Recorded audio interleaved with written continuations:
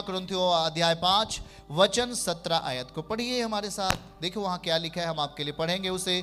और दूसरा कुरिन्थियों अध्याय 5 वचन 17 में लिखा है, सो अब जो मसीह यीशु में है वो नई सृष्टि है, पुरानी बातें बीत गई हैं, देखो सब नई हो गई है। मैं ओके बोलना है, सब नया हो गया। हाँ, सब क्या हो गया?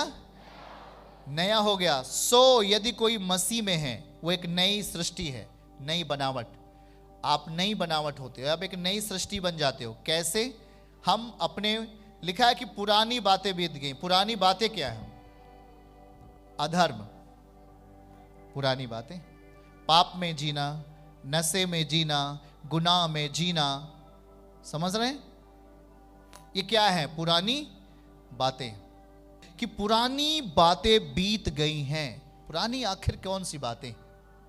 हमारे जीवन के अधर्म। क्या चीज? मैला वस्त्र पहना था यहोशू, ये पुरानी बातें, हाँ या ना? ये पुरानी बातें हैं, उसका पुराना जीवन है उसका। पर जब वो परमेश्वर के सामने, परमेश्वर के दूत के सामने खड़ा होता है, तो वहां पर उस पुराने जीवन में उसका विरोध कौन कर रहा था? बोलना पड़ेगा। पुराने जीवन का विरोध कौन कर रहा था? आपको समझ में आ रहा है कि नहीं? समझ में आ रहा है? पुराने जीवन का विरोध कौन कर रहा था? कैसे कपड़ा पहना था? गंदा कपड़ा पहना था। कौन खड़ा था दाहिने साइड? बातों को समझ रहे कि नहीं? वैसे जब हमारा पुराना जीवन होता है, हमारा विरोध कौन करता है? पुराना जीवन का मतलब पाप का जीवन, गुनाह का जीवन, नफरत का जीवन, अहंकार का जीवन, घमंड का जीवन। तो विरोध कौन करेगा? आप भूल जाओ कि परमेश्वर आपके साथ है। आपका विरोध करने के लिए एक पहले से वहां खड़ा है। इसीलिए यह दर्शन भी समझाया जा रहा है आपको ना, कि जब कोई नफरत में होता है, गुनाह में होता है, पाप में होता है, उस टाइम में उसका विरोध कौन करेगा? तो आप बोलोगे भैया हम वो काम करने के लिए जा रहे थे, हमारा काम ही नहीं हुआ। क्यों नहीं काम हुआ? क्या आप नई सृष्टि के मॉडल है क्या? नहीं जी, अभी तो वही चलता है, अभी वही चलता है। तो अभी वही चलता है तो वही रहेगा भी, पुराना वाला। बगल खड़ा है यहोशू, परमेश्वर के सामने तो खड़ा है, परमेश्वर के दूत के सामने, लेकिन परमेश्वर यहोशू के दाहिने साइड कौन खड़ा है? तो अपेक्षा रखोगे कुछ आशीष पाने की? वहां कुछ नहीं मिलेगा। प्रभु का वचन कहता है, सो जो मसीह में वो एक नई सृष्टि है, पुरानी बातें कहां बीती हैं? गई कहां पुरानी बातें? अभी भी आप में गाली गलौज होता है, अभी भी आप में पाप का काम होता है, अभी भी आप में, आपके जिंदगी में कोई पवित्रता ही नहीं है। इस रास्ते पर कौन खड़ा होगा? अशुद्धता के रास्ते पर अशुद्धता का बल खड़ा होगा, पाप के रास्ते पर पाप का बल ही खड़ा होगा, अधर्म के मार्ग पर अधर्म का बल ही खड़ा होगा। वहां पर शांति का बल नहीं होगा, वहां पर आशीषों का कोई रास्ता नहीं होगा। पर वहां देखना है जरा ध्यान से कि यहोशू का सामना कौन कर रहा है? शैतान। क्यों? क्योंकि यहोशू कौन सा वस्त्र पहना है? बोल के बताओ। हाँ, मैला वस्त्र पहना है। तो कौन विरोध करेगा? मैला वस्त्र का मतलब है पुराना जीवन। और इसीलिए जब वो परमेश्वर के दूत के सामने खड़ा होता है तो परमेश्वर इसको कहता है, इसके मैले वस्त्र उतार दो। क्यों उतार दें? क्योंकि अब हम परमेश्वर के सामने खड़े हैं। प्रभु कहेगा तेरे मैले वस्त्र क्या करेगा? वो हमारे मैले वस्त्रों को वो उतार देगा। अब कहेगा इसे सुंदर वस्त्र पहना दे और सुंदर पगड़ी पहना दे। जब तक आप मैले वस्त्र में जिंदगी जियोगे, आपको लोग मारते रहेंगे, इतना सोच लेना। तमाम चीजें आप में ऐसे होंगी जिससे आप टूटते हुए जाओगे और कोई रास्ता खुलेगा ही नहीं। घर बनाना है जी, 5 साल से प्रयास कर रहे हैं, पैसा आता है, पता नहीं क्या हो जाता है, हमारे लक्ष्य नहीं पूरे हो रहे, हमारे दर्शन नहीं पूरे हो रहे, हमारी बातें नहीं पूरी हो रही हैं।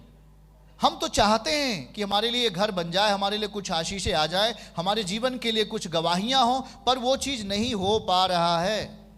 आपने वचन नहीं समझा।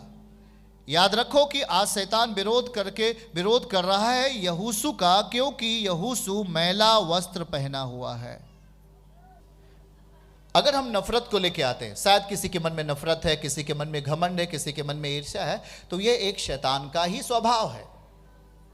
हेलो, समझ रहे हैं? इसलिए देखिए ध्यान से, दूसरा कुरिन्थियों 5:17 में लिखा, सो अब जो मसीह में है वह एक नई सृष्टि है। नई सृष्टि, नई सृष्टि है। और लिखा है कि पुरानी बातें बीत गई हैं। वहां अगर पढ़ो वचन को, ये एक सामर्थ्य है, तो लिखा है बीत गई हैं। कामा लगा है कि नहीं? कितने लोग पवित्र शास्त्र लिया है? हाथ उठावें। देख रहे हैं आप लोग? कामा लगा है कि नहीं लगा? क्या लिखा है? पुरानी बातें बीतने वाली हैं। हेलो, बीतने वाली हैं? नहीं, बीतने वाली हैं।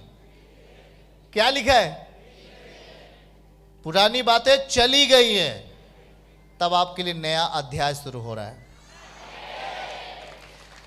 अगर पुरानी बातें हैं तो नई बातों के लिए अपेक्षा मत करो।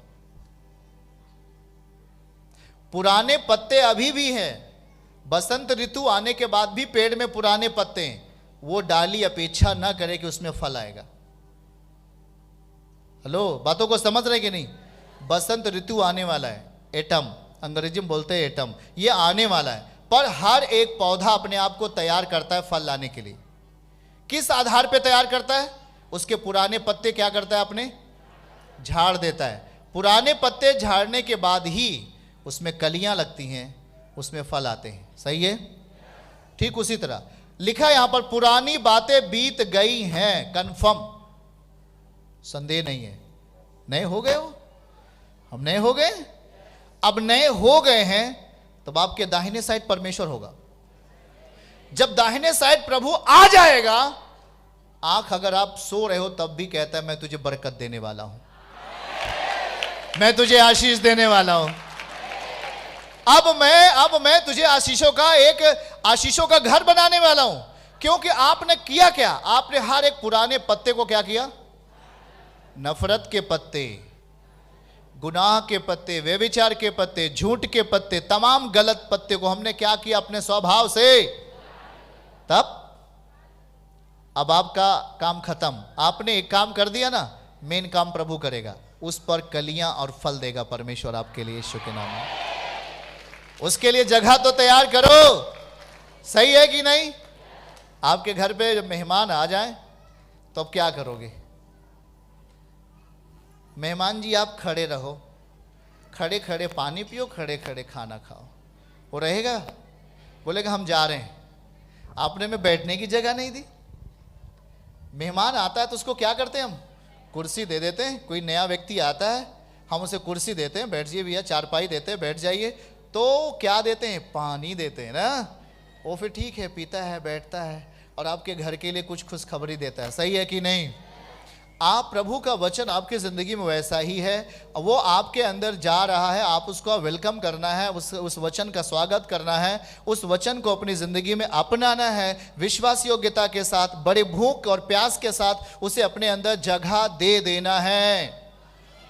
बाइबल कहता है मैंने वचन को सोचना शुरू किया और अपने मन में विचार करना शुरू किया। हाँ, बर्तन मांज रही थी एक बहन और वचन को बोल रही थी। वचन ये बोल रही थी, सो अब जो मसीह में है वो एक नई सृष्टि है, पुरानी बातें बीत गई, देखो सब कुछ नया हो गया। वो ऐसे ही बोल रही है। देखो, जब आप वचन को बोलते रहते हो अपने मुख से, अपने जीव से, जब उसे बोलते रहते हो तो आपके अंदर की अशुद्धता क्या होती जाती है? उदाहरण के लिए सरसों का मशीन देखा? सरसों वाली मशीन, सरसों जब आप जाते हो, सरसों जब आपको तेल लेना है तो देखा कि नहीं, एक ही बार में सरसों फेंक देता है? क्या करता है? कितनी बार डालता है? 5 बार, 6 बार, 7 बार, 8 बार। जब तक तेल निकलेगा तब तक उसको उसी में उसको जाना पड़ेगा और उस पूरी तरीके से उसको आप छू नहीं सकते। आखिर टाइम में उसको आप छू सकते हैं। उस सरसों का जो निकलता है उसमें का, उसे आप छू नहीं सकते। बहुत एकदम जलने लगता है ना। लेकिन देखो, कई बार जाने के बाद वो सरसों हमें क्या देता है? पूरी तरीके से एकदम से उसमें से तेल आ जाता है बाहर। हाँ या ना? बातों को इसको समझना है कि हमें जब प्रभु के वचन को अपनी जिंदगी में हम ला रहे ला रहे हैं। कुछ वो एक सामर्थ्य, वो एक ताकत है। जब उसे हम मौका दे रहे हैं, अनुमति दे रहे हैं, तो शैतान के काम खत्म हो रहे हैं, खत्म हो रहे हैं, खत्म हो रहे हैं, एकदम से खत्म होंगे यीशु के नाम में। आमीन। मतलब फल में आप रहोगे। देखिए, कोई एक ही बार में आजाद नहीं हो जाता। यहां आजादी हमारे हाथों में नहीं है। बात याद रखना, आजादी या छुटकारा हम नहीं देते, पर परमेश्वर का वचन देता है। हम आप सबसे अलग हैं। हमारा छुटकारा वचन से है। हमारा जो जीवन है वो वचन में छुपा हुआ है। हमारी समृद्धि कहां छुपी हुई है? वचन में। वचन में सब कुछ है। आमीन। और इसीलिए हम उस वचन को अपनी जिंदगी में जगह देते हैं और अनुमति देते हैं। बगैर पवित्रताई के ये वचन आपकी जिंदगी में काम नहीं करेगा। माफी तो मिल जाएगी, लेकिन यदि आपने अपने कैरेक्टर को पवित्रताई में नहीं बनाया, ये आपके लिए काम नहीं करेगा। इसलिए हम क्या करते, जब वचन को हम अपनी जिंदगी में स्वीकार करते, ये हमारी ताकत बन जाती है, ये हमारा बल बन जाता है। चर्च की सभी प्रार्थनाओं को और परमेश्वर के दास के द्वारा टीचिंग सुनने के लिए और अपडेट्स को जानने के लिए हमारे इस चैनल को सब्सक्राइब करें और साथ में बेल आइकन को जरूर दबाएं, ताकि जब भी लाइव प्रार्थना हो तो सबसे पहले आप देख सकें।